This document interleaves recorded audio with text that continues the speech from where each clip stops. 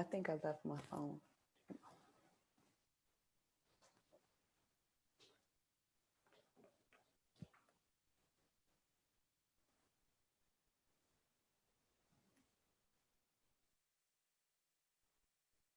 We should be live.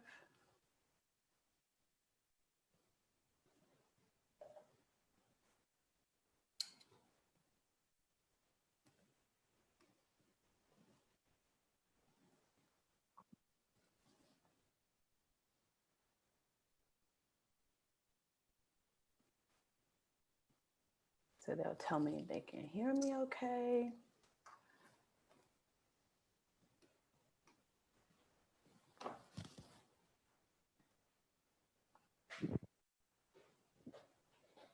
All right, thank you so much. All right, so we should be live, and that's why I need this phone so I can hear them and they can hear me.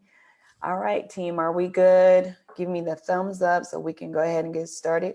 Good evening, everybody. I see you coming on here. You guys are coming on a little slow today, so I'm going to ask you to pick it up. Thank you. It says sound great. Thank you so much, team. I appreciate that. So let's give them a few minutes to jump on here. You guys start sharing this live. Good evening, Kimberly, Elder Kimberly. I'm so glad that you are on the live with me today.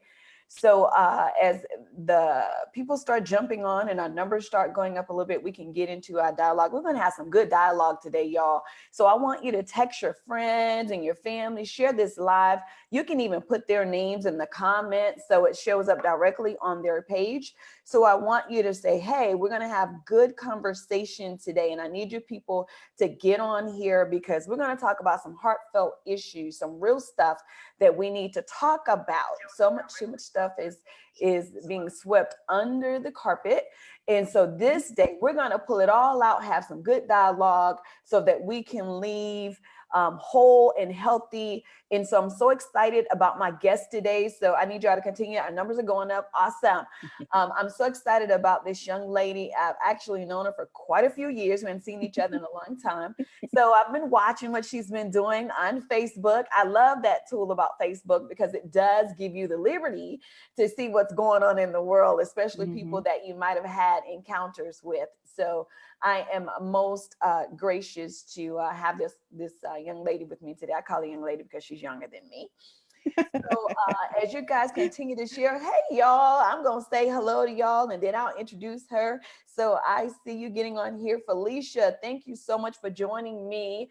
Chelsea, thank you so much for joining me. Oh, Dr. Banks is on here today. Y'all know how I act when my best, that's my bestie, y'all. And so when y'all know how you act when your friends get on. So I'm so glad to see you. Charlene, glad to see you. Thank you. Dr. Thea Knight.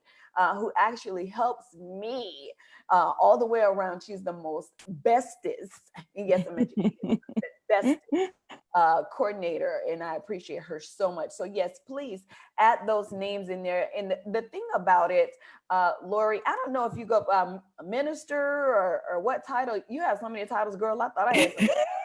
I was reading your bio. I was like, well, God, dog. She went to school, because I've gone to school so much too. But my staff, I have to tell you this, they were so tickled because they were like, okay, Dr. Di, we don't know. She got a lot of titles and a lot of degrees. So we don't know which one to choose. And I said, I'll just ask her what does she prefer? I don't know if it's minister or what you go by, because I just want to make sure I give you mad respect. You know what I'm saying? Yeah. So as we continue to get those numbers up just a little bit, you guys just share. Also take that postcard and put it on your phone and text them and say, jump on this live so we can talk about courageous conversations. And we're going to talk about the power of relationships today. And I love having this topic because I counsel so many people, and I'll talk a little bit about myself so that you'll know a little bit more about me, Lori, as well as some of our listeners and those who are watching. But I have an MSW. Let me see. I've gone to school quite a bit too. I have an MSW. I have a educational specialist degree in leadership. I also have a doctorate in ministry. I'm a certified life coach, master life coach. I have about 25 years of counseling in the counseling industry. I'm a CEO of a nonprofit that I've had for 10 years called Spirit Led Life. And I'm a lead pastor. I've been a lead pastor for 18 years. There's some other stuff I do, like I'm a really licensed real estate agent too, and some other stuff I do. But the stuff I talked about today relate to our topic and why this is so important to me. So I'm grateful for our staff that's listening. So if you have questions and comments for those of you who are joining us, please feel free to put those questions in the comments, or you can email us. They'll put the email address if it's something private that you want to ask, and they'll get it to me while we are on the air so that we can get you some answers. There are no wrong questions, so please feel free to ask. We really just want to be a tool and a resource. That's our purpose for doing this, so that we can help somebody else. So that is our only reason for doing this. So as we get into the crux of what we're going to talk about today, these are mental health conversations. Mental health is very important to me because it affects every aspect of our being. It affects the way we feel, the way we think, the way we behave. So mental health is very important. And so I do want to take this time. Yes, I'm a preacher, but I'm not preaching today, y'all. Please don't put me in to preach today, because I don't want to preach. I want to give you some stuff that you can take with you, and which is why Lori is joining us. Minister Lori is joining us, and she has some great information. She has some personal history, some things she's going to share with us. So I'll tell you a little bit about our guests as we get ready to get started. Thank you again for those that are joining. Good evening, good evening, good evening, everybody. So she has a lot of names too. But I know her as Lori. And one of the reasons I gotta say she stood out to me, she's the deepest dimples ever. I was like, oh my God, it looks like her face is collapsing on the side. Those dimples are I think they're so beautiful. So I remember when she was in school, a long time ago. And so a very beautiful spirit, and she'll get a chance to talk a little bit about herself later. But I just want to tell you that educationally, I think you're an accountant by trade. I was like, oh my God, she's like 2 masters and all of that, but she's an accountant, but she's a minister, a leader. She is an author, okay? She co-authored 1 book and came back and self-published her own. And one of her books is entitled Free. I absolutely love just the transparency, because she talks about overcoming some things in her life. And as we get into the crux of what we're going to be discussing, she'll talk about that, how she overcame, and when she did overcome, how she turned and established a nonprofit organization to also be that olive branch to help others come out of the situations that were similar to hers. So remember what we're talking about today. There is no catch-all. There is no answer for everybody. We're just trying to tell you a little bit about our own personal experience and some things we've learned along the way as it pertains to our study and our education. So with that, if Lori's ready, I'm ready. We're going to jump into this. My team said, yes, they're so ready. Oh, Dr. Thea said, this is too cute. I know, right? So as we get into this today, I want to talk about relational trauma. So that's what our topic is. And I've talked a little bit about this before when we first went into COVID, because I realized that there was an increase of violence when people were stuck at home together. It blew me away. And I was like, I never considered it, until I started studying it. And I was like, oh my God. Yeah. And some of the situations and the stats were just amazing. It really did blow my mind. So I decided to come back. I got so many questions about the relational trauma. Excuse me, my allergies are bothering me. I got so many questions that I decided to come back and just do a segment on just relational trauma. So we're going to talk about physical abuse, emotional, sexual, and mental. So when we talk about emotional, we're talking about mental, okay? Anything that deals with your mind, because I know sometimes people feel when you say violence or abuse, it has to be physical. So we're going to teach you today that it doesn't have to be physical. Okay. So we'll start, right. So we'll start here with trauma. Trauma is a word that you probably hear a lot lately, because there seems to be an increase with mental health awareness, which is a good thing, especially among people of color, because, if you follow some of my teachings, there are a lot of things that we adjust or we just adjust to, and we call it family issues. And Mhm. some of it really is rooted in mental illness and mental health Yes. concerns. So trauma really is something that overwhelms your mind, your body, and your spirit. It can be any event that you're physically you cannot handle, mentally you cannot handle, and emotionally. So there is no scale. I wish it was, but there's no scale that says, okay, that's traumatic. You really do determine what is traumatic. So just Mhm. follow me. We're going somewhere. So the first two things I want to introduce are minor trauma and major trauma. It doesn't mean that one is worse than the other. It is just the way the counselors evaluate what you need. So major trauma, for example, would be a major hurricane, losing everything, a fire, a rape, okay? Physical abuse or sexual abuse are all considered major trauma. Now, Yes. minor trauma, on the opposite, are relational events such as a divorce, death of a loved one, a betrayal. And we're going to talk about that because I didn't realize how much betrayal caused Yes. real trauma, that it Yes. affects you in all of your future decisions. And so we'll get into that a little bit more. So as we continue, we're going to talk about relational trauma as it is repeated, neglected, bullying, abuse, or any type of behavior that causes psychological harm. Okay, Mhm. so if I didn't say something that you consider traumatic, that's okay. Add it in the comments. We'll be glad to talk about it, right, Lori? Yeah. You know, Right. we can't do it all. So we're gonna start with a few stats, and then we're gonna get some feedback. I want her to speak, but I wanted to start with these stats and why this is important. So Mhm. the first reason that made me want to do this is that I found out that according to the World Health Organization, violence against women is a major public health issue. So just Yes. like we think COVID and coronavirus is a major public health issue, that violence against Mhm. women is a major public health issue, in that Yes. it is a violation of women's rights, and Mhm. even in the humane sense. Lori, what do you think about that?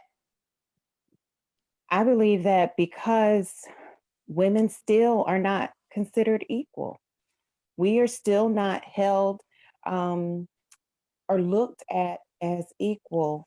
So it's kind of, like you said, swept under the rug, not as important. And we know that women have built so many things in this economy, in their homes. We know the value that we have, but society as a whole, because we are still not looked at or treated equal, it's not a big issue, but it is a big issue. And the numbers show that it's a big issue. Same thing with children. Children are not necessarily, their voice is not always heard.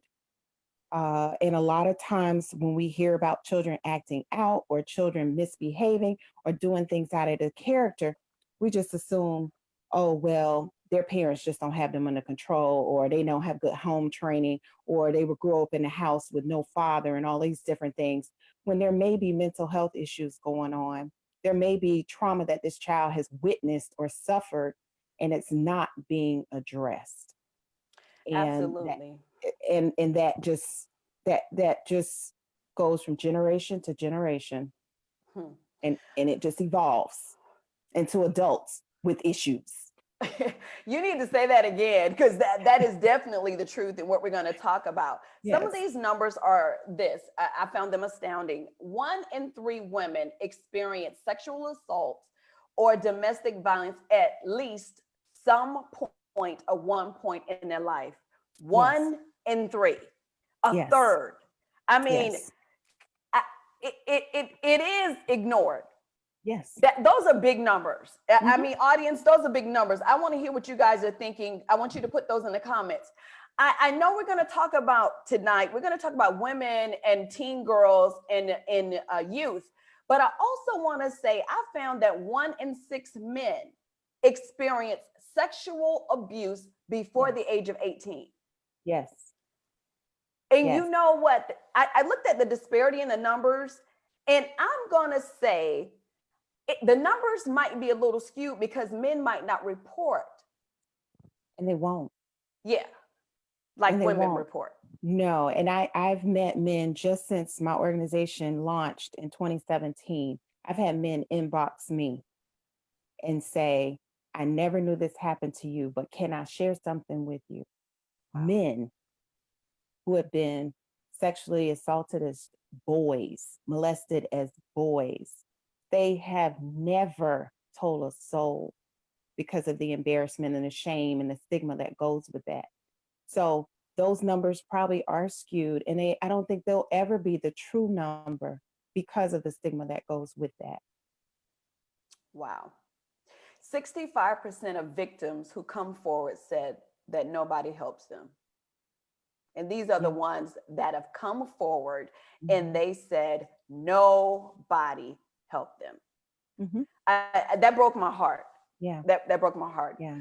So I looked at some global numbers too. And globally, as many as 38% of numbers, 38% of murders of women are committed by intimate partners. Yes. Found this term called the intimate partner violence, or IPV. That's what they Yes. call now. Okay. So for those that are listening, IPV are people who are close to you in your circle. It can be a Hmm. spouse, a common law, an ex-boyfriend, ex-spouse, boyfriend, girlfriend, really close friend. The 38% of women that are murdered by people who are in this circle. And I thought that was crazy within itself. I Yes. mean, I was just like, oh my God. And to take it a little further, African American women are disproportionately, they have higher rates in trauma, Yes. especially trauma of this type. And I don't know why that is. And so, especially for the reputation that most women of color have, that they don't take any junk. I mean, can we just be real? Hmm. And for these numbers to say that they are disproportionately higher among women Hmm. of color, it really did take me back. Yes. I don't know if they are not reporting, and that's why I would really wanted to hear your part Yes. with that. What did you think Yes. I about that? agree. I agree with that number because I am one of those numbers. I am one of those numbers. The way I grew up a church girl, PK kid. So when I experienced date rape, which is the same as intimate partner rape or intimate partner violence, the IPV as they call it now, date Right. rape, when I experienced that in college, I told no one. And I was one of those Black girls with an attitude, you know, tell a person off quick, not gonna deal with you, not gonna deal with you. You don't roll my way, I'm not gonna fool with you. All the mouth in the world, all bark and no bite. But when it came down to it, and I was in that situation, I was embarrassed. I was hurt. I could not believe that happened to me. And the first thing I thought was, what am I going how do I explain this? How do I explain I let myself get in this situation? So I immediately went to blaming myself for someone taking advantage of me. Wow. And when I went to it blaming myself, there was no way on God's green earth was Lori Brinson at the time going to tell anyone that I let someone do this to me. So, with that mindset of immediately blaming myself, I was not going to tell anyone, especially when I'm dealing with this guy that says, who's going to believe you anyway? So, you take that, and I'm in college, I'm doing well. Nobody has to know. Why should I tell anybody? Nobody has to know this ever happened. So I dealt with that pain, that shame, that guilt of not telling anyone to the point that it almost caused me to lose everything I worked for in college. And I had to prove to myself that I'm going to finish my degree and I'm going to get out of here and I'm going to be okay. So I convinced myself eventually that I was going to be okay. But inside, I was dying every day from holding that secret. even went through having surgery because of the assault and still didn't explain exactly how this happened. Wow. So I kept the lie and I buried it because I didn't want nobody to know. I didn't want to embarrass my parents who were pastors. I didn't want to embarrass my friends, my the people that I associated with that looked at me as this up and coming accountant, that is smart and has all these things going for her. And, I didn't want anyone to see me any way other than successful. To admit that this happened to me would make me look something less. So it affects your self esteem. It affects everything about you when you suffer trauma and bury it and pretend like it didn't happen. It affects every area of your life and every relationship that you deal with. So I was one of those people who didn't report, and I'm a Black woman. So those statistics are real. And until there are groups and conversations like this that say, hey, it's okay to talk about it. And I had to get to the point many years later, to realize that it was okay to talk about it. And I'm not the only one. I was not the only one. So the bringing awareness, having these conversations, Sure. hopefully will help someone else not walk around, as I call myself, I was a functional traumatic, just going through the motions, doing what I needed to do, doing what was asked of me, but was really dying inside. So earlier when we talked about society's views on women, do you think that has a lot to do with why women, I know we can't answer for all women, but why they feel the stigma will stop them when you talk about the shame and the Mm-hmm. embarrassment? And I know I don't want to get ahead of ourselves, but when you brought that out, I was thinking, what in your mind made you say, okay, I can't reveal this? Okay. And then we didn't even deal with the spiritual part. We didn't even deal with that because the church does not deal with those kind of things. Well, yeah, I said it. They don't Nope. deal with it Nope. well. They sweep it under the carpet. Yep. And so there are a whole lot of people who are sitting in the pews, young girls who have experienced the same thing, but they did Yeah. not say anything. In Yeah. my neighborhood, I'm a little older than you. When stuff like that happened, people are often called fast. Oh yeah. You shouldn't, Oh you had yeah. no business doing That's XYZ. right. And it's kind of like the victim is being re-victimized all Yes. over again. Yes. So when you take that position, so my heart, just listening to you, because being a pastor, there are so many people that have shared that with me. And growing up in church, you hear a little bit, Mm-hmm. but when I became a pastor, how many people that are part of my circle of people that I've learned who've encountered the same thing, not once, but Mm-hmm. multiple times and never addressed it. Yeah. And so that's where the complex trauma comes in, Yeah. because it's not just one incident. Now Mm-mm. there are other things you can add on top of that that causes you to hide Mm-hmm. or deny that Oh this yeah. has happened. You said that one thing that happened to you is that it affected everything else after. I definitely want to deal with that, because whenever we experience trauma, when we don't address it, it affects every decision after that, all the components of our life. And I need our listeners to know that you Mm-hmm. can't just pray it away. You No. can't cry it away. You can't wish it away. It's still there. It still affects your internal parts. It affects your mind. It affects your Mm-hmm. spirit. And so I know it's a hard place to be, especially when you move ahead, you Yeah. know, and even if you move, because I know people will leave and just say, I can't be in that Oh place yeah. because it reminds me Yeah. of whatever, but it's still there. So it never goes away until you deal with it. And we're going to talk a little bit later about what made you Mm-hmm. say, hey, here and no further. So let's talk about a couple of risk factors, because I want Yeah. the people who are listening to know. We'll start with women, because there are some risk factors that I found. And this is not a guarantee for every person, but through research, is that if you have these factors, if you experience this, then the likelihood of you being victimized is higher. Okay, we'll just say it like that. But I'll run through these factors, and I want you, Lori, to tell me if you agree, or Yeah. disagree with some of this. But the first thing it talks about lower education.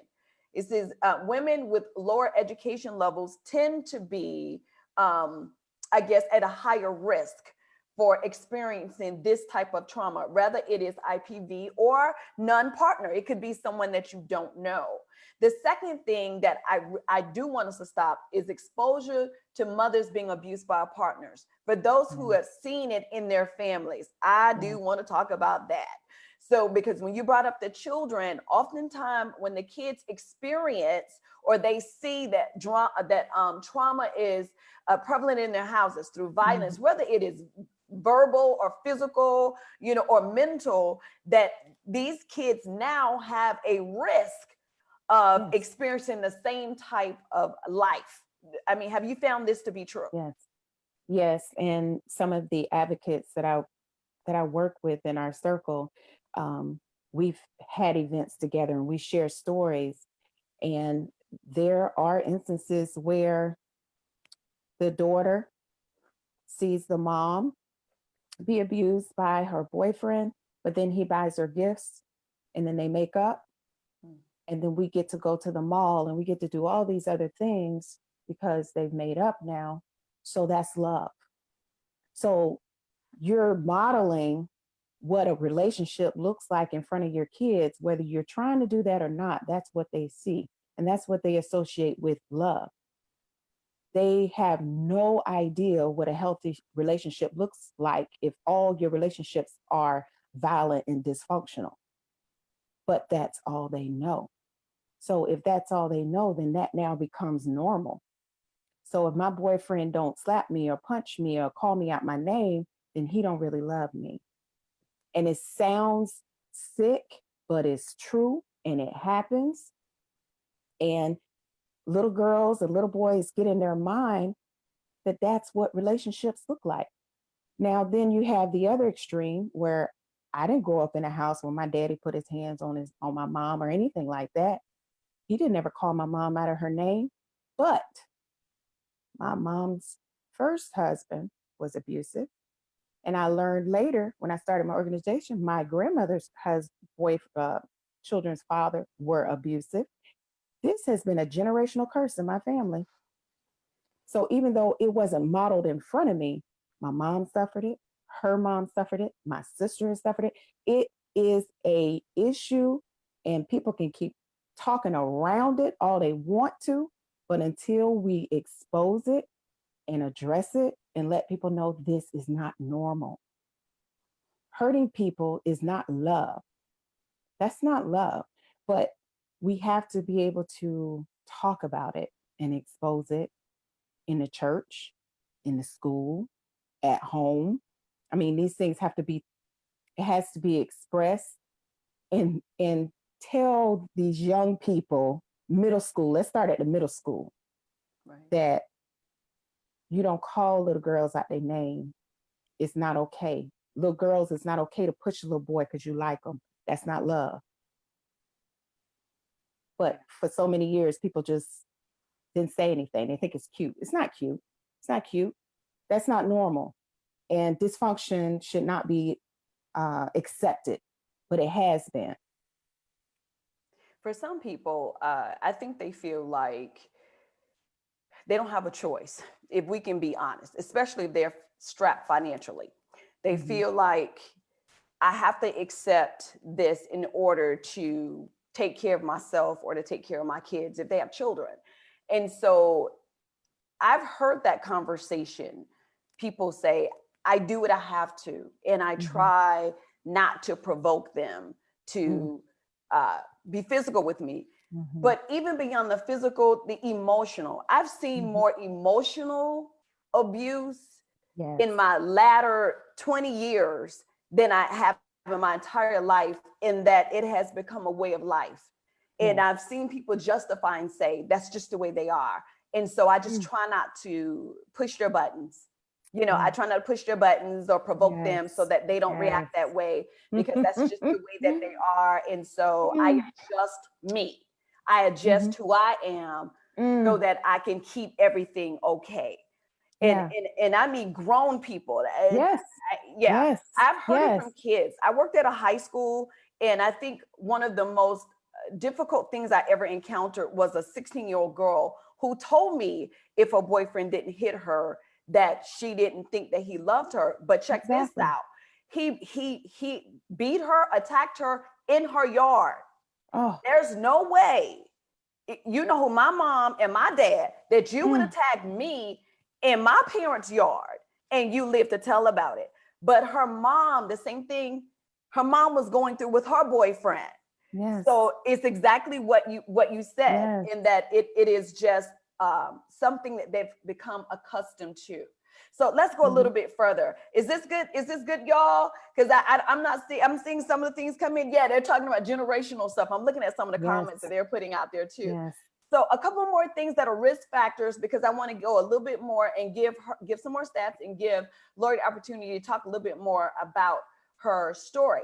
So exposure to your mom, abuse during childhood also is a subsequent, they call that a subsequent developmental risk, that the chances are about 50% higher for kids who are abused.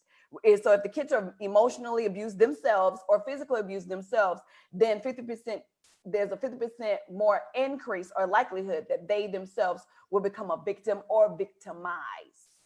So, Yes. in addition to that, attitudes toward accepting violence. Mhm.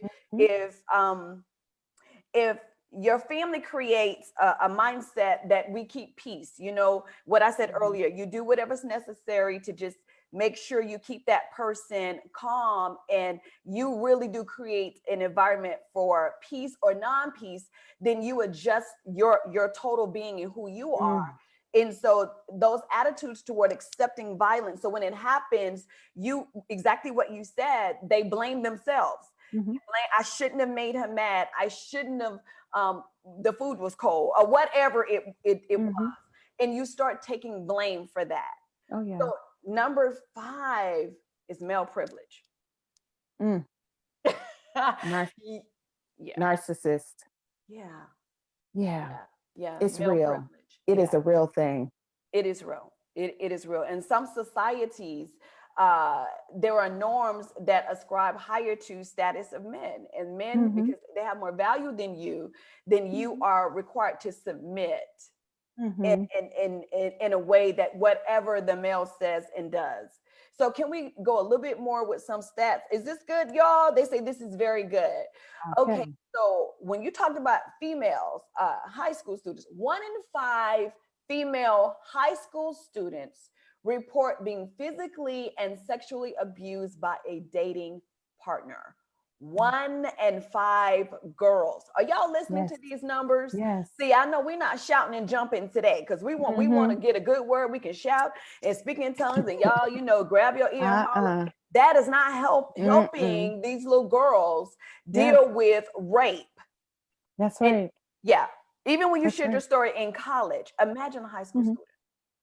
Yeah. It's but it's real and it happens. And I couldn't have imagined in high school. I probably would have had the same response. I would not have said a word out of disappointment to my parents, out of bringing shame to the family name. I wouldn't have said a word. And that's sad because I know there are other girls that are the same way. When I started mentoring, when I did come back to Leesburg, I was mentoring young teenage girls. And it was mentoring those teenage girls that I realized I was still harboring hurt, pain, anger, all types of emotions. Just talking and dealing with them, hearing their stories and them opening up to me made me open up. And I had to share my story with them to help them heal.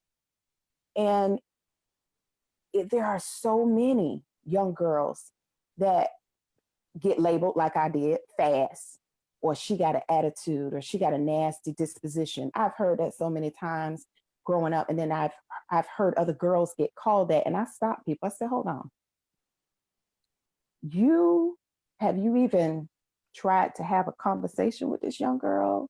Does she need a mentor? I mean, does she need somebody to talk to?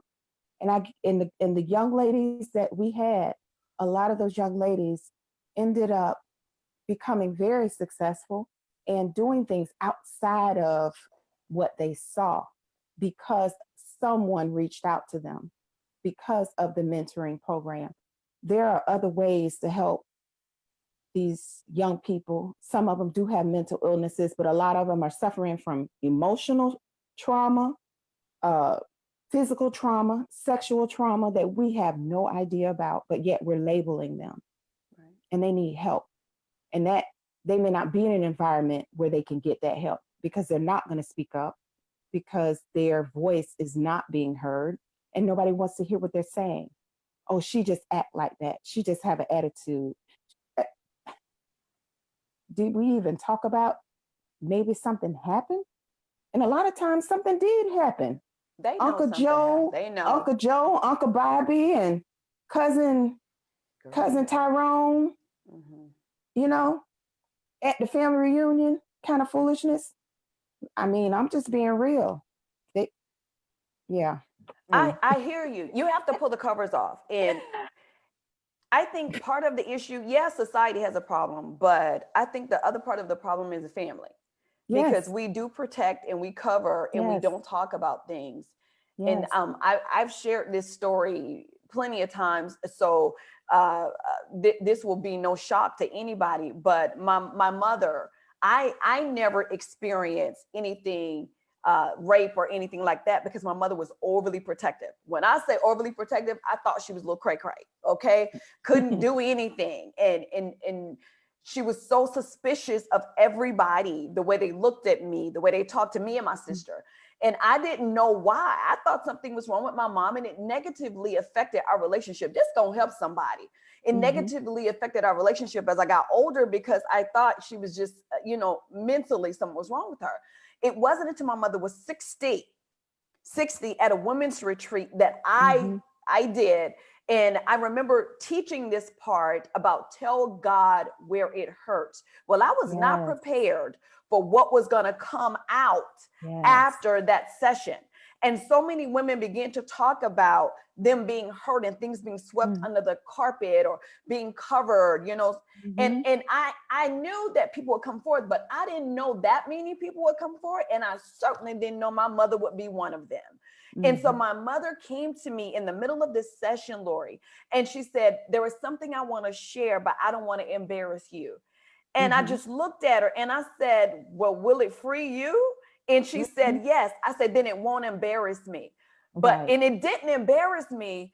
But in my mind, when my mom began to share her own trauma with a room full of women and myself, in my mind, I began to think about all the things that she Yes. did to Yes. cover that shame up and that guilt. And just even when she told some people in the family, they didn't believe her. Right. Yeah. And just the hurt behind that. And I'm telling you, my whole life flashed before me. And I was grateful that my mom, was the way she was with me because it could have happened to me. I Mm-hmm. saw instances that it could have and it tried to, but Yes. she was so much on me until she Mm-hmm. blocked it. I mean, yeah, Right. that is the Right. truth because Yes. it was right there in front of me. Even my neighbor across the street, it was right there. And so Mm-hmm. my mom did protect me. So I definitely, my heart is just so heavy with this, with women carrying this shame and guilt, and men Yes. too, carrying the shame and guilt and Yes. don't want to say anything. I mean, the act is bad enough, but then judgment from people who are supposed to love Yes. you. Come on, y'all Right. better hear me. Then they Yes. not sensitive and they don't want to open and help you heal from this. And then sometimes tell you to get over it and That's tell you right. don't wake that up because that'll hurt the family. That's right. The That's family right. needs to be hurt. Some of this foolishness. That's And right. yeah, it absolutely affects every other It part of it you. does. Okay, I did get a question to come in, but let me give these stats and then I'm going to read the question that came in. So there are two more stats I want to give that I think were very important. And one of them you mentioned, Lori, was mental health. So what I read was women who have some form of mental health, either it's a diagnosis or it could be a mental health concern. That's depression, personality disorders, anxiety, whatever you want to Anxiety. call it, that they are 3 times more likely, 3 times Mm-hmm. higher to Mm-hmm. experience domestic violence or violence of some Yes. sort because they have a mental defect. That thing took me out. Yes. 3 times more likely to Mm-hmm. be, to be victimized. So I Yeah. was just like, oh my God. So along with that, and I'll give you a chance to respond and I can get that question after that. Women with disabilities. Okay, so I gave you the mental health, but women with disabilities have a 40% a greater risk of being violent or victimized with Right. IPV because they're disabled, and they said severe violence. Oh, yes. Yeah. So you have got Yes. to speak about that, the mental Yes. illness component and women that have disabilities, and why are they a greater target for people to victimize them? I believe it's because they're easier manipulated. They may be easier manipulated, as well as when you already have a label, you have a greater chance of having self esteem issues. You may see yourself less than, and also convince yourself no one else is going to love me like he loves me. No one else is going to want to be with me, because those are some of the things that are said by men who have that narcissistic personality, men that want to have that control, because domestic violence is all about control. He may never hit that woman, but he's got her mind to the point that she believes he is the only one that can take care of her. He is the only one that is going to love her the way he does. He is the only one that's going to take care of her and her children. You throw the children in the mix. I mean, I know hundreds of women that will say, I stayed because of the kids. What am I going to do if I'm homeless with my kids? He'll find us. I mean, they they will victimize this person to the point that they feel like they are helpless. So you add a mental illness in there or a disability in there, that's just compounding the issue with a woman that's already feels like she's less than. Yeah. So you have a man that's saying, what are you going to do? Who's going to love you? And then you get with the name calling. You know you stupid. You know you dumb. Nobody's going to want you. I mean, anything that they can say to hurt is going to hurt. And I can tell you from experience, words do not go away. Bruises go away, but what you say to me, I'm going to remember. And so that emotional part, it sticks with you for years. And I can be in a conversation now, and if someone says certain words, it will take me back. It doesn't hurt like it used to hurt, but it still takes me back. And I remember what that person said. So there's a lot of things that are going on in the mind that have to be addressed. And conversations like this are great, but going an extra step in allowing that person to be able to get help and stop ignoring them. That's one thing about victims that I say, listen to the victim, whether it's a child, whether it's a grown woman or a grown man, listen to them. There is help out there. There is therapy. Therapy was one of the best things I could have done for myself.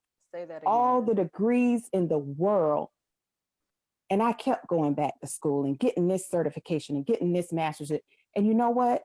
All that overcompensating, still, it took till 2018 to get free. Wow. And I had to go through therapy. I had to go to groups, and being able to reprogram my mind to see God, see me, see myself the way God sees me. It took years, even working in ministry, even working as a mentor. Those things helped build me. But for me to get free, I had to renew my mind. You preaching, girl. I had to renew my mind and get rid of all the junk that was cluttering my mind all those years until I could see myself the way God see me. and remember that I am not what happened to me. And you have so many victims out there who are still blaming themselves. And if they're like me, you're trying to do this and you're trying to please that person, please that person, please this person, please that person, because you don't want to feel that disappointment again. Mm. And that all goes back to renewing your mind and being whole, mind, body, and soul. And you can't do that until you address those traumatic issues. You have to peel those layers off. Yes. Yeah. You have to Yes. peel those layers off. Wow. Woo, this is good. This is good information. You brought up why doesn't she just leave? See, I have it written here, and whenever you mention it, we just gonna go there. So I'm not gonna worry about doing the Yeah. stuff in order. Mm-hmm. But I hear people say that too. And so let's just go ahead and go there quickly, Mm-hmm. and then we can get back to whatever it Yeah. was. I had a question to come in, but you're flowing in this vein, and we're gonna stay in this vein Mm-hmm. right here. So Mm-hmm. I'll get that question. Yeah. So I hear people say that, and I'm sure the audience has heard that. Why doesn't she just leave? And Mm-hmm. sometimes they'll tell the person who's being victimized or the violence, who's experiencing the violence, that you just need to hold your peace because it isn't anything better out there. They'll tell them that too. You can be Mm-hmm. hearing it from the person who's victimizing you, but then Mm-hmm. you turn around, and hear when you're talking to people and say, I want to get out. What do I need to do? Mm-hmm. You don't need to go nowhere. You need to stay right there because your life is not going to be any better, especially if your life is kind of good. If you got a nice Mm-hmm. house and a nice Mm-hmm. car, you're living a life that other people don't have, then Yeah. people will tell you that you should just swallow it, just take Mm. it, Yeah. because Mm. you got a good man. Uh, yeah. I've heard that one. Yes. Yeah, you got a good man. Yes. Yeah. Yes. Oh, this is the one that I got because you may remember, but my batterer was a preacher. So I was told, pray for him. Just Ooh. keep praying for him, sister. Just pray for him. You got to stand by your husband. Pray for him.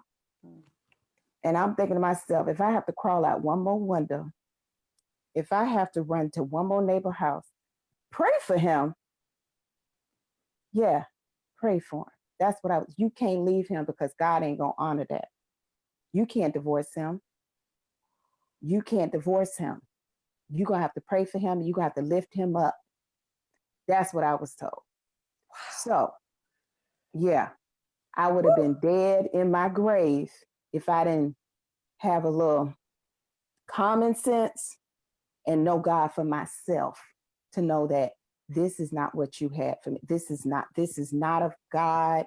And I had it, they, I understand the old school way of thinking to a certain extent, but to me, there was no scripture behind what it was telling me. Neither was there any common sense behind what they were telling me. Because I'm thinking to myself, I'm coming to you because I fear for my life. And the only thing you could tell me is pray for him.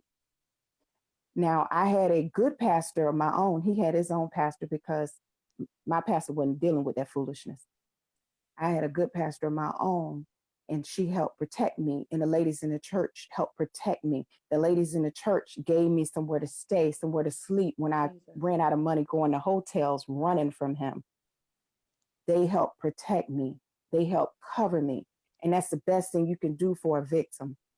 If you're going to tell them to leave, give them somewhere to go. Whoop. If you're going to tell them you need to leave him, you need to get away from him, okay, where are me and my four-headed children going to go? If you just tell them to leave and they don't have nowhere to go, they're not going to leave, Right. especially if he's paying all the bills. He's covering everything. I don't have to work, all this kind of stuff. So if you don't have a plan, telling a woman in an abusive relationship to just leave when she has no plan, she's either going to go back or he's going to catch her and she's going to get the whooping of her life. So if you don't have a plan, only thing you can do is listen, connect that person to some other resources. There are resources. The internet is a wealth of resources. So some women stay because they like the gifts that come along with after the makeup. Some women stay because that's all they know. They saw their mom like that. They saw their dad do this to other women. I mean, there are many different reasons why women stay, but when they get sick and tired of being sick and tired and they ready to leave, they will do whatever you ask them to do. They will leave in the middle of the night. They will grab their children and go to a local shelter when they're ready. But they got to be ready mentally. So Yeah. don't you be an abuser and judgmental with your sanctified self on people when you don't know the whole situation. Yeah. Yeah. So for me, it wasn't even a matter of having kids. I didn't have no kids. I stayed because I was being told by other people in the church, not my pastor, but other people in the church, you can't leave him. That's your husband. You married. He a preacher. You a minister. Y'all can't get no divorce. God ain't gonna honor no divorce. You gonna go to hell if you get a divorce. Wow. I was told that over and over. But 2 years and 8 days was enough for me to say, God, I know you did not give me the spirit of fear, but power, love, and a sound mind. You are a God of love, and this is not love. Wow. And I left. I Hey. just left. Wow. Well, some of the other reasons for those that are listening, some of the other reasons that people don't leave, because I've heard people say that too. Why doesn't she just leave? One of them is what you mentioned is the control of money. Oftentimes, the mate does control the money. Mm-hmm. And so if you don't have any money to go anywhere to buy anything, and adding children to it just increases it all the more. And sometimes they'll tell you, you're not taking my children anywhere. And they will Right. use the kids as they will manipulate you through Yeah. your children to stay. Also, many of them isolate women. They don't have Mm-hmm. any support. They remove you from your Mm-hmm. family. They remove you from your Yes. friends. So you're just out there by yourself, and you feel guilty even asking for help because you ain't been around, Mm-hmm. and it makes you feel bad. So those are just some of the reasons why women don't leave. I have a stat for you. Y'all know I love statistics.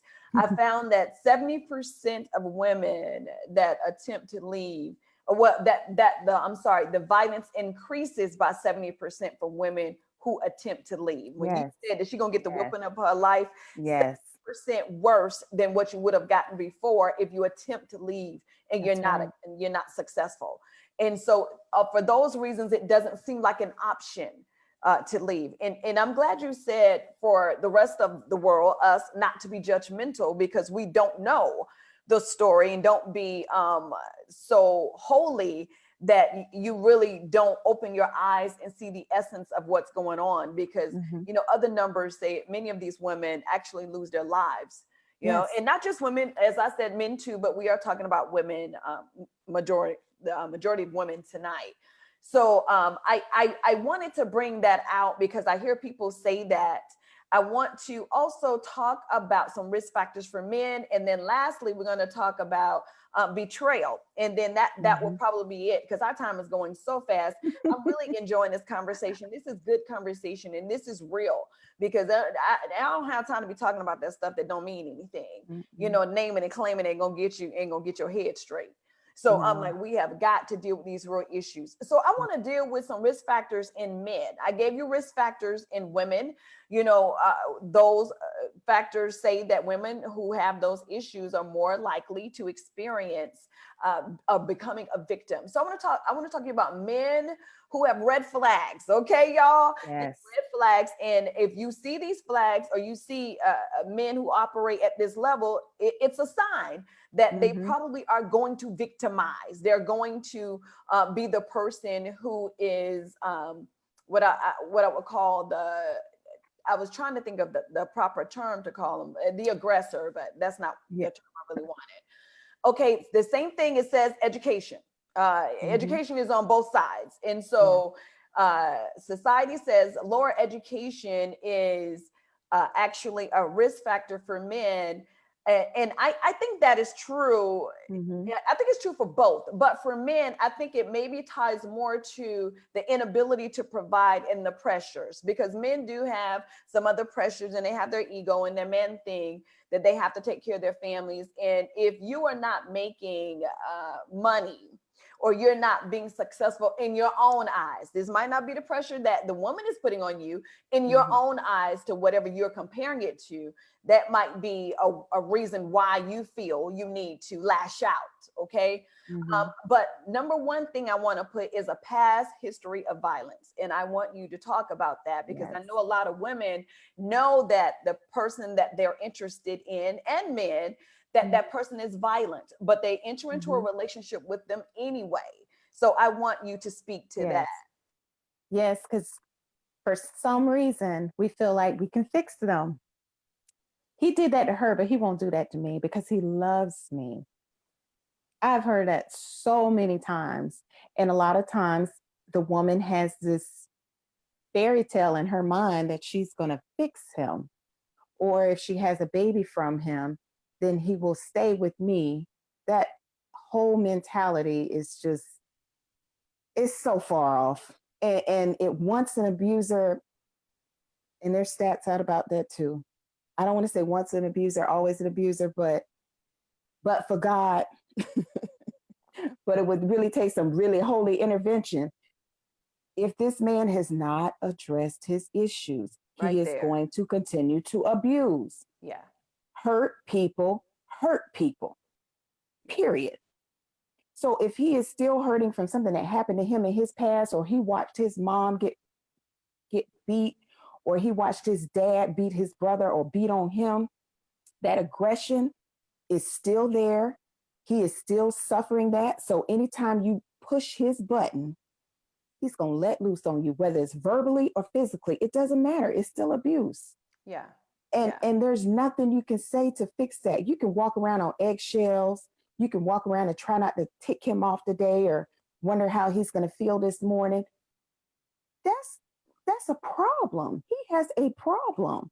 And that is not something you can love out of him. That is something he has to go and get addressed. And if everyone continues to say, well, that's just the way he is, well, then guess what? That's the way he's going to be. Yeah. And those red flags, a lot of time, and I've been guilty of it, we will ignore it because we love him. And he won't do that to me. Well, just give it time, Yeah. time and opportunity. It's going to happen. It's going to happen.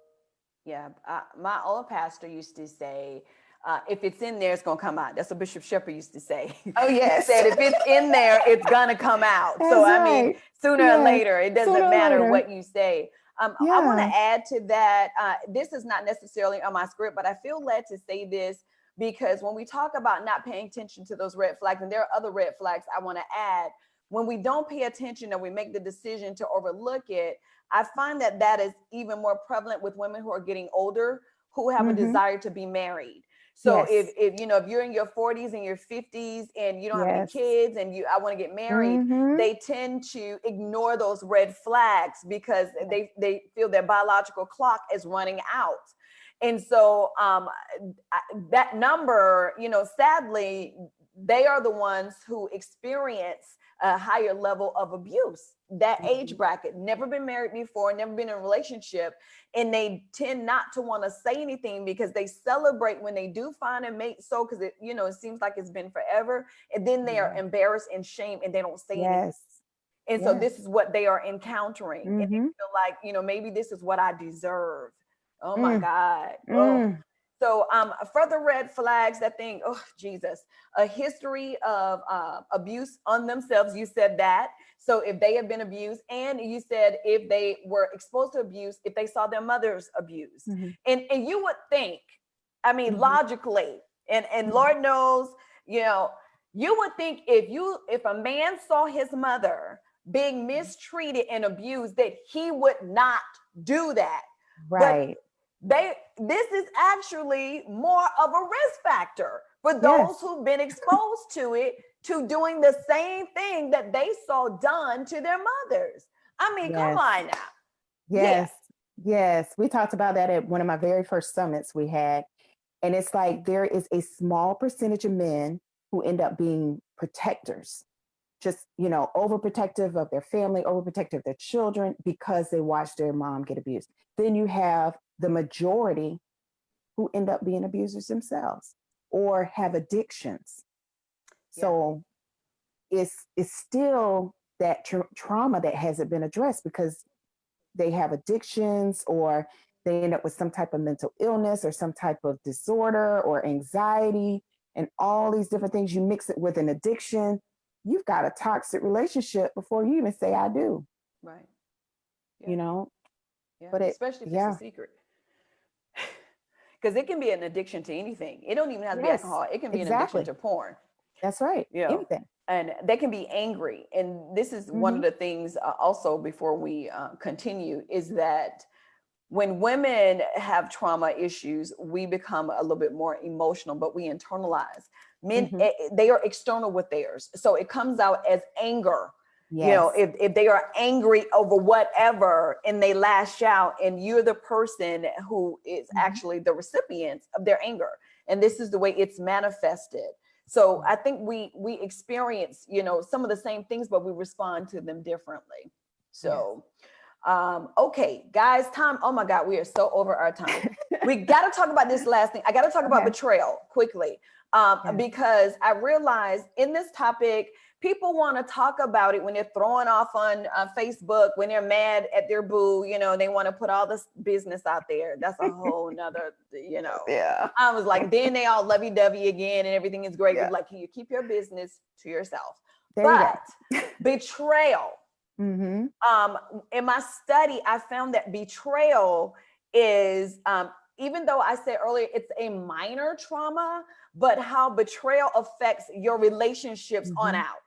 And Mm-hmm. so when we talk about betrayal, people, we're talking about broken trust. So Yes. this hits everybody. They might not have hit you physically, you know, they might have abused you emotionally, but betrayal, if you've ever been betrayed, Mm-hmm. and then you approach other relationships differently. And I myself can testify to that. You do approach every other Yes. relationship different, whether it's a Yes. friendship or it's your boyfriend, girlfriend. When you have established that I can't trust them, you Right. know, I have trust issues, how it affects your psyche. That is Mm-hmm. traumatic. And so Yes. it can be cheating, it can be infidelity, dishonesty, um, rejection. They can just reject you and you feel betrayed. And all of those are forms of trauma that affect you that you don't realize that it's affecting you. So Mm-hmm. when somebody stands and say, I promise I'm going to be loyal to you, and then you Mm-hmm. find out that they aren't. I Mm-hmm. just spoke to somebody last week and I want you to respond to this. I got a message last week from somebody who found, now I got to say it like this. They found that their boyfriend was cheating on them. Now they looked through the phone, and so forth, and they found the proof that the boyfriend was cheating. And so they were upset and hurt and broken. But the boyfriend told them that he was drunk and that it didn't mean anything. Okay, Mm. so she took him back. You know, they were okay. And then the next thing that happened a week later, she went through the phone. So the first time she didn't go through the phone and she found out, but the second time she went through the phone, she Mm-hmm. saw a conversation between them, Mm-hmm. and he still talked his way out. She said that he told her she was just, you know, she had it all wrong and that she was jumping to conclusions and it wasn't, Wow. I mean, the Wow. ultimate Yeah. betrayal. Yes. And it just, it said something about her. Now, I'm not judging her and saying she's dumb, all that, because that's what women do. They talk about it. I'm not saying that.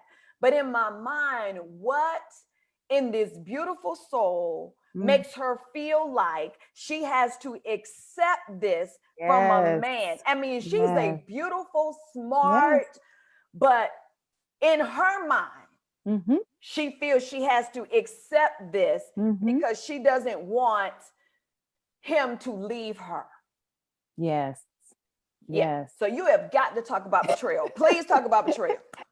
And I can almost hear the conversation just playing in my head, just hear the conversation where she's looking at this and she's coming to him saying, well, what is this? What is this? You told me you weren't seeing her. Oh, babe, why are you looking at that? Why are you looking at? See, you always got it all messed up. I told you. Why you gotta be so stupid? You just being so stupid. Mm. You know I'm not cheating on you. Da da da. And the he puts her down and makes her feel so bad and so dumb about bringing it up that she forgets the fact that she's not the one in the wrong.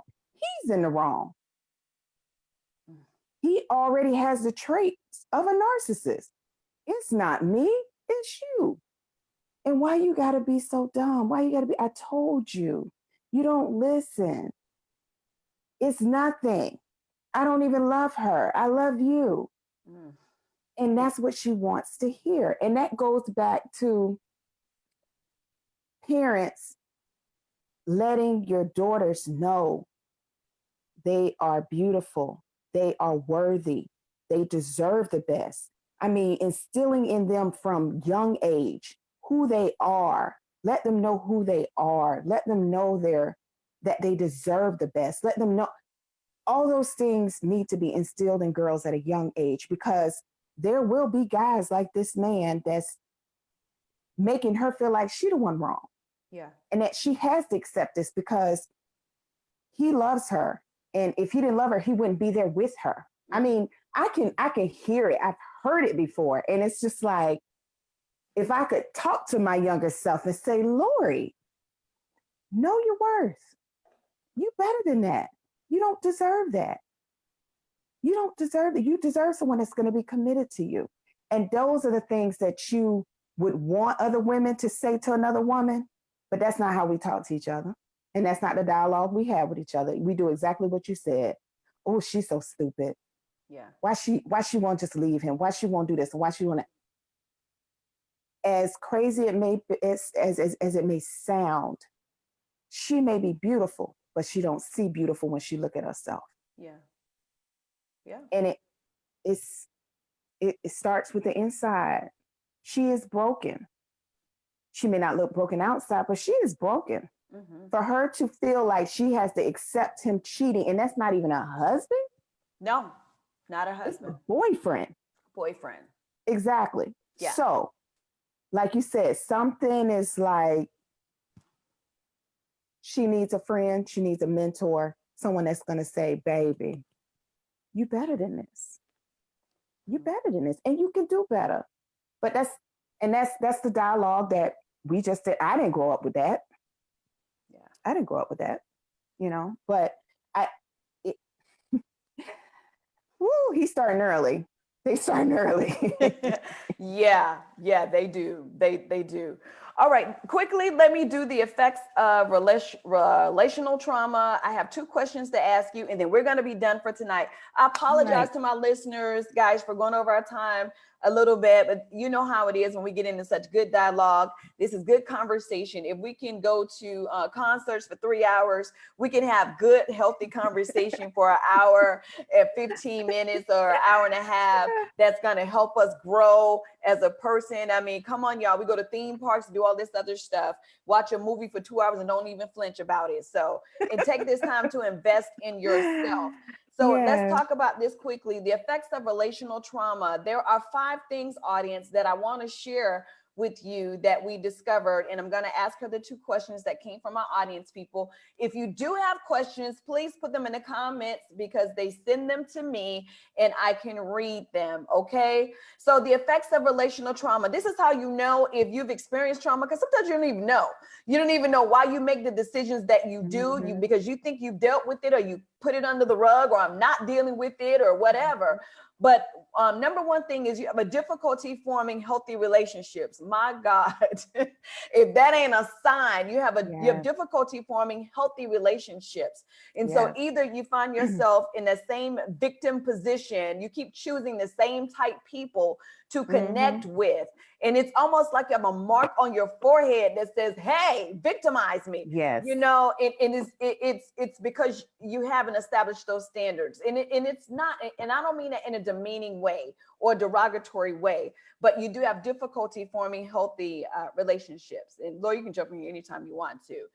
Number two, avoiding close relationships. You're like, I don't want to be close to people. So Mhm. you isolate yourself, you build up walls, you become distant. As Lori said, attitudinal. You like, I have to keep people off me. I know for Mhm. myself, I'm a very strong person, but part of my upbringing was to keep people off me. I always came off kind of, this wall is up, don't play with me, Mhm. because that was Mhm. my defense mechanism. And I think other people do that to avoid close relationships. They don't want to be hurt.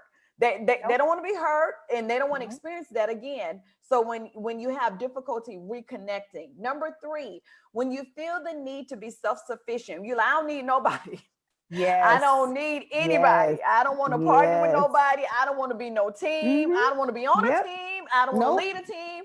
I just want to be out here on my own, doing my That's own right. thing, because I don't have to be accountable to them. They don't have to be That's accountable to right. me. That's And I right. ain't got to answer to nobody. That's a sign that Yeah. you probably have trauma in your life. Number four, there's a neediness and a strong fear of abandonment in relationship. You're needy, you're Mhm. clingy, you feel like everybody wants to leave you it's like overkill. You read into stuff Mm. that's not there. People text you. If you text them, they don't text you back, you falling apart. They don't Oh. answer your calls, you falling apart. You're just like, oh my God, nobody likes me, nobody loves me, everybody mistreats me. And you're from Mm. one extreme to the next. Mhm. That is a real possibility that you have trauma. And the last one is a strong need to be perfect. Jesus. Yes. And to Yes. avoid failure. And I think you Yes. said that earlier. I don't want to experience that disappointment. And I go and I get all Mm. these extra degrees, I do all this extra stuff to myself. People do it to their bodies. They change their lips, their head, their eyes, whatever, your hair. Mhm. And Lord knows y'all not changing my hair all the time. But and I'm just telling you that people do things to avoid failure or avoid. I need to be perfect. I need you to see that I'm perfect. I need Mhm. everybody to like me. I need everybody to want to be Mhm. my friend. And when that doesn't happen, you feel less than. So Mhm. though all five of those are signs Yes. or effects of relational trauma. So if you're operating there, somebody that's operating there. I want you guys to consider that, perhaps I do need to talk to somebody. So I'm Mhm. glad she talked about getting in therapy. Black people, it's okay to get Yes. therapy. Yes. Okay. Don't let That's nobody right. tell you that. And so I'm Mm-mm. a pastor. That was my study. That was my career. And I believe in counseling. I believe in therapy. Sometimes your head just ain't right. I got to tell the That's truth. right. And there are That's right. people who are called and anointed and appointed and Yes. educated to help Yes. us understand why we are the way we are and how to deal with life and some of the things that have occurred to us. So that's my soapbox. I needed to say that. And for my people on here, y'all know how I am. I'm about keeping it real. I don't have much room for fluff. So I'm gonna ask Lori these two questions because I got 1 minute. Okay. And the question came in: how do you help someone that waited until the sexual abuser, has died to tell other family members about what was done to them? They find glory in sharing it at family gatherings as a good thing to do. Woo! Ooh, that's heavy. Jesus. Yeah. Mm. Well, mm. Based on what did it say? Glory? Based on Yeah, what? I think they said that this person passed, and they're Mhm. telling everybody what the person did, but they keep bringing it up at family reunions. I guess they're glorying in it. They're using it as a Mm. manipulative tool, maybe to get attention, or to make the other family members feel bad about not Mm. intervening. But Yeah. the way it's written is like it's not in a healthy way. Right. And that's why I said I wanted to clarify what they said, because that's where I was going with that. If you're going to expose something, it needs to be so that healing can take place. If I'm going to tell who touched me, it's for healing, not for embarrassment. I've already suffered the embarrassment. So at that point, it should be for healing. So if it's not helping someone else heal, then what is the purpose? Um, if telling it is helping that person become free, okay, now they're free. We need to let it go. Maybe they haven't let it go. The reason why they keep talking about it. So once again, maybe someone needs to tap their cousin or auntie or brother, whatever, on the shoulder and ask them, do they need to talk to somebody? Because it sounds like someone is holding on to that trauma and may need some therapy, may need some counseling.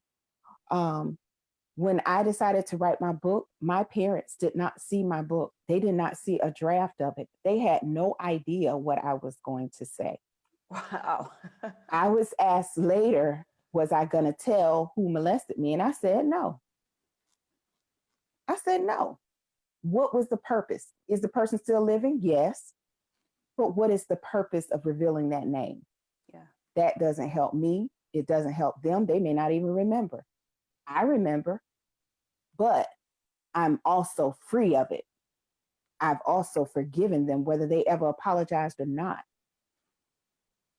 It's time to let it go. So maybe that person hasn't let it go. Maybe they do need therapy, and maybe someone in the family needs to take them to the side in a loving manner and ask them, do they really need to talk about it? Because they keep bringing it up and it's not helping anyone. Yeah. Yeah. It sounds to me too that they are still very hurt and they have Mm. not dealt with it. And it's a form Right. of lashing out.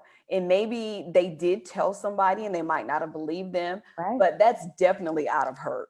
So Yeah. you hurt me, so I'm gonna hurt everybody. And that Yes. person's not there Yes. now to even be addressed. Mm. Mm. So you're still being victimized. They're not Yes. even there, and you're still being Right. victimized. And Yes. that's a decision that we do have to make to get help for ourselves and Yes. to do what's necessary to be healed wholly. So that was the last thing that we were going to talk about. How do you heal from this? I absolutely love, and we're done, guys. I absolutely love the not the title, but your organization name, Victory Over Violence. I absolutely love that. Sounds so powerful. That you come here, you're gonna have victory. So Yeah. just your in sharing tonight, I can tell that you made a conscious decision to say, I will live there no more, and that you're walking in victory. So it's easy for you to share that with so many others who may find themselves in that place. So I absolutely honor you today. Is your book in Amazon? Can you buy Yes. your book? Okay, guys. So Yes. please put her name in the comments so they can go out. Her book is entitled Free. Yes. On Amazon.com. It's on Amazon.com. You guys have got to go out and let's support one another. Absolutely. If you love her story, what she was saying today, y'all see she was being very transparent on here, so you can imagine what's in that book. So you got to read that book Ooh, so that we can yeah. release, get some healing, and be Hmm. be delivered. Yes.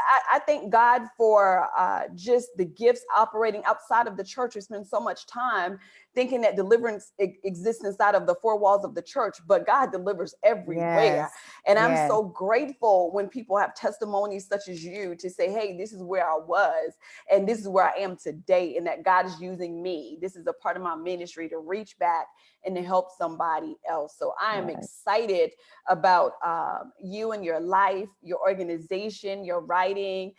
Isn't she beautiful, y'all? Y'all got to say shout out to her. She's beautiful. I absolutely just love her spirit, always have.